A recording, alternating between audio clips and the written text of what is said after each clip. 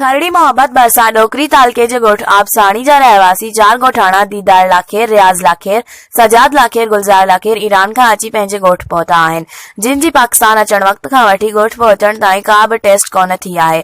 वधीक ॿुधायो त ईरान खां कार रस्ते पाकिस्तान पहुतासीं। असांजी का बि टेस्ट स्कैनिंग न थी आहिनि। असां में ख़ौफ़ आहे। घर भातियुनि खां सवाइ ओड़ो पाड़ो शक जी नज़रुनि सां ॾिसनि पिया, जंहिं सबबि असांजूं टेस्टूं करायूं वञनि।